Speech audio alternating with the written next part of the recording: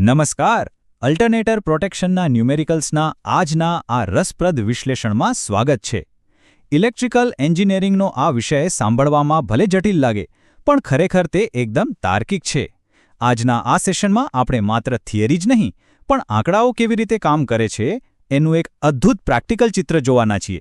તો ચાલો શરૂ કરીએ. શરૂઆત જ એક બહુ જ રસપ્રદ સવાલથી કરીએ.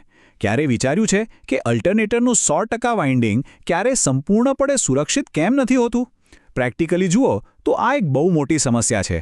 થાય છે એવું કે હાઈ રેઝિસ્ટન્સ ગ્રાઉન્ડિંગ ફોલ્ટ કરંટને એટલો બધો ઓછો કરી નાખે છે કે ન્યુટ્રલ પોઇન્ટની એકદમ નજીક થતા ફોલ્ટને રિલે પકડી જ નથી શકતું.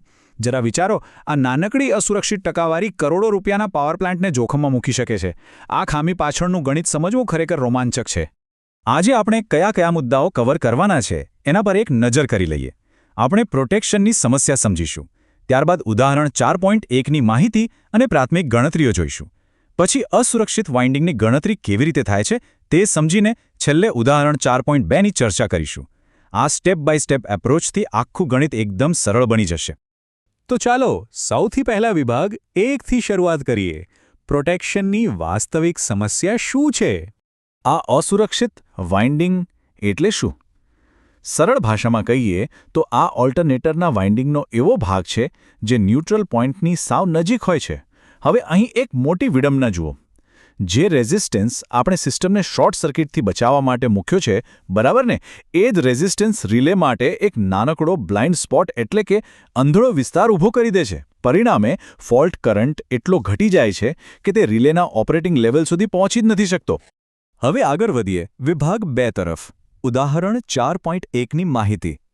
કોઈપણ ગણતરી શરૂ કરતા પહેલા આપેલી માહિતીને બરાબર સમજવી એ સૌથી પહેલું અને અગત્યનું સ્ટેપ છે. તો આપણી પાસે ડેટા શું છે? અલ્ટરનેટર 3300 વોલ્ટ અને 1 MVA રેટિંગવાળું છે અને તે સ્ટાર કનેક્ટેડ છે. તેનો રિએક્ટન્સ 15% અને ન્યુટ્રલ રેઝિસ્ટન્સ 1.5 ઓહ્મ આપેલો છે. હવે અહીં સૌથી અગત્યની વસ્તુ જો કોઈ હોય તો તે છે રિલેનો ઓપરેટિંગ કરંટ, જે 100 એમ્પિયર છે. આ 100 એમ્પિયર એક સ્પષ્ટ થ્રેશોલ્ડ છે, એક લક્ષ્મણ રેખા છે. જો કરંટ આનાથી ઓછો હશે ને તો રિલે ઓપરેટ જ નહીં થાય અને સાયલેન્ટ રહેશે. અહીં દર્શાવેલા સર્કિટ ડાયાગ્રામને ધ્યાનથી જુઓ. આમાં ન્યુટ્રલ પોઇન્ટ N અને રેઝિસ્ટન્સ R એકદમ સ્પષ્ટ દેખાય છે. અને હા, વાઇન્ડિંગ પર જે ફોલ્ટ પોઇન્ટ બતાવ્યો છે તે જ આપણી ગણતરીનો મુખ્ય આધાર બનવાનો છે. આખી ભૌતિક વ્યવસ્થા કેવી રીતે કામ કરે છે એ મગજમાં એકવાર ક્લિયર થઈ જાય પછી ફોર્મ્યુલા મૂકવી સાવ સહેલી થઈ જાય છે. તો હવે આપણે ગણિત તરફ જઈએ. વિભાગ 3 પ્રાથમિક ગણતરીઓ. અહીંથી અસલ કામ શરૂ થાય છે. આપણી ગણતરી મુખ્યત્વે 3 સ્ટેપ્સમાં વહેંચાયેલી છે. પહેલાં આપણે ફૂલ લોડ કરંટ શોધીશું, ત્યારબાદ ઓહમિક રિએક્ટન્સની ગણતરી કરીશું અને છેલ્લે અસુરક્ષિત ભાગનો ઇમ્પિડન્સ નક્કી કરીશું. આ એક સ્ટાન્ડર્ડ પદ્ધતિ છે જે દરેક જગ્યાએ વપરાય છે, જેથી ગણતરીમાં કોઈ પણ પ્રકારની ભૂલ થવાની શક્યતા ન રહે. આપણું પહેલું માઇલસ્ટોન મળી ગયું છે. 101 એમ્પિયર, 1 MVA રેટિંગ અને 3300 વોલ્ટનો ઉપયોગ કરીને આપણે આ ફૂલ લોડ રનિંગ કરંટ શોધ્યો છે. હવે અહીં એક બહુ જ રસપ્રદ એન્જિનિયરિંગ ડિઝાઇન છુપાયેલી છે. રનિંગ કરંટ 101 એમ્પિયર છે અને આપણે આગળ જોયું તેમ રિલેનો ઓપરેટિંગ કરંટ 100 એમ્પિયર છે. આનો અર્થ શું થયો? આનો અર્થ એ કે સામાન્ય સ્થિતિ અને ફોલ્ટ સ્થિતિ વચ્ચેનું માર્જિન સાવ પાતળું છે. આ એકદમ સચોટ બેલેન્સિંગનું ઉત્તમ ઉદાહરણ છે. બીજું મહત્વનું પરિણામ આપણને મળે છે 2.83 ઓહ્મનું ઓહમિક રિએક્ટન્સ, જે 15% રિએક્ટન્સ આપેલું હતું તેના પરથી આ કિંમત તારવવામાં આવી છે. જો સાવ સરળ ભાષામાં સમજીએ ને તો ઓહમિક રિએક્ટન્સ એટલે વાઇન્ડિંગમાંથી પસાર થતા એસી કરંટને મળતો વાસ્તવિક અવરોધ. આખા વાઇન્ડિંગનો કુલ ફેઝ રિએક્ટન્સ 2.83 ઓહ્મ છે, જે આપણી આગળની ગણતરીનો પાયો બનશે. બધી જ પ્રાથમિક કિંમતો મળી ગઈ છે, તો હવે જોઈએ વિભાગ 4 અસુરક્ષિત વાઇન્ડિંગની ગણતરી. આખા પ્રોબ્લેમનો આ સૌથી મુખ્ય ભાગ છે. આ અસુરક્ષિત ભાગને આપણે વાય તરીકે ધારી લઈએ. હવે આ વાય માટે ઇમ્પિડન્સ શોધવાની પ્રક્રિયા ખરેખર બહુ જ તાર્કિક છે. જ્યારે આપણે ફોલ્ટ કરંટને રિલેના 100 એમ્પિયરના થ્રેશોલ્ડ સાથે સરખાવીએ છીએ ત્યારે વોલ્ટેજ અને ઇમ્પિડન્સના ગુણોત્તર પરથી એક દ્વિઘાત સમીકરણ એટલે કે ક્વોડ્રેટિક ઇક્વેશન બને છે. બસ આ સમીકરણને સોલ્વ કરો એટલે વાયની ચોક્કસ ટકાવારી મળી જાય. કોઈ સિદ્ધાંતને મેથેમેટિક્સમાં કન્વર્ટ કરવાની આ રીત ખરેખર કમાલની છે. અને સમીકરણ ઉકેલતા અંતિમ પરિણામ આવે છે 7.98%. એટલે કે કોઇલનો લગભગ 92% ભાગ સંપૂર્ણ સુરક્ષિત છે, પરંતુ બાકીનો 8% ભાગ અસુરક્ષિત રહે છે. હવે પ્રશ્ન એ થાય કે પ્રેક્ટિકલી કરોડો રૂપિયાના મશીનનો 8% ભાગ અસુરક્ષિત છોડી દેવો યોગ્ય કહેવાય? એન્જિનિયરિંગની દૃષ્ટિએ આનો જવાબ છે હા. કારણ કે ન્યુટ્રલની આટલી નજીક ફોલ્ટ થાય ત્યારે કરંટનું પ્રમાણ એટલું બધું ઓછું હોય છે કે તે મશીનને તાત્કાલિક કોઈ જ મોટું નુકસાન કરી શકતો નથી. એટલે આ એક કેલ્ક્યુલેટેડ રિસ્ક છે. અત્યાર સુધી આપણે અસુરક્ષિત ટકાવારી શોધી. હવે એક નવો એંગલ જોઈએ. વિભાગ 5 ઉદાહરણ 4.2ની સમજૂતી. ચાલો આ જ ગાણિતિક તર્કને ઉલટી રીતે વાપરીએ.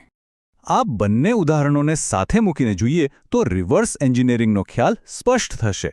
ઉદાહરણ 4.1માં શું હતું? આપણને ન્યુટ્રલ રેઝિસ્ટન્સ આપેલો હતો અને આપણે અસુરક્ષિત ટકાવારી શોધી. જ્યારે ઉદાહરણ 4.2માં ઉલટું છે. અહીં પહેલેથી જ કહી દીધું છે કે 12% ભાગ અસુરક્ષિત છે અને આપણે તેના પરથી જરૂરી ગ્રાઉન્ડિંગ રેઝિસ્ટન્સ એટલે કે આર શોધવાનો છે. પ્રશ્નને આ રીતે ફેરવીને જોવાથી કન્સેપ્ટ વધુ મજબૂત બને છે. આ નવા ઉદાહરણના ડેટા પર નજર કરીએ. અહીં અલ્ટરનેટર ઘણું મોટું છે, 5 MVAનું, એટલે કે પહેલા કરતાં 5 ગણું મોટું. રિલેનો ઓપરેટિંગ કરંટ પણ વધીને 250 એમ્પિયર થઈ ગયો છે અને અસુરક્ષિત વાઇન્ડિંગ 12% છે. હવે મશીન જ 5 ગણું મોટું હોય તો આ 12%નો ભૌતિક વિસ્તાર પણ ઘણો મોટો થઈ જાય છે, ખરું ને? આ સિસ્ટમ માટે એક મોટો પડકાર બની શકે છે. ચાલો ગણતરી જોઈએ. 12% ભાગમાં ઉત્પન્ન થતો EMF 762.1 વોલ્ટ આવે છે. હવે 250 એમ્પિયરના ફોલ્ટ કરંટ માટે આપણે જ્યારે ફોર્મ્યુલા લગાવીએ ત્યારે ઇમ્પિડન્સ 3.05 ઓહમ મળે છે. આ બધી જ કિંમતોને જ્યારે આપણે ફાઇનલ સમીકરણમાં મૂકીએ છીએ ત્યારે અર્થ રેઝિસ્ટન્સ આરનો જવાબ બરાબર 3 ઓહમ મળે છે. આટલા બધા જટિલ આંકડાઓ અંતે આટલા સરસ પૂર્ણાંક જવાબમાં આવીને ઊભા રહે, એ જ તો મેથેમેટિક્સની મજા છે. આ આખી ચર્ચાનો સૌથી અગત્યનો સાર શું છે? ગ્રાઉન્ડિંગ રેઝિસ્ટન્સની કિંમત નક્કી કરવી એ દુનિયાભરના પાવર એન્જિનિયર્સ માટે એક બહુ જ મોટો નિર્ણય હોય છે. જો તમે રેઝિસ્ટન્સ વધારો તો ભયજનક ફોલ્ટ કરંટ તો કંટ્રોલમાં આવી જાય, પણ સામે સુરક્ષિત વિસ્તાર ઘટી જાય. આ માત્ર કોઈ ચોપડીનું સમીકરણ નથી, પણ સિસ્ટમની સલામતી અને તેની કાર્યક્ષમતા વચ્ચેનું એક અત્યંત પ્રેક્ટિકલ ટ્રેડ-ઓફ છે.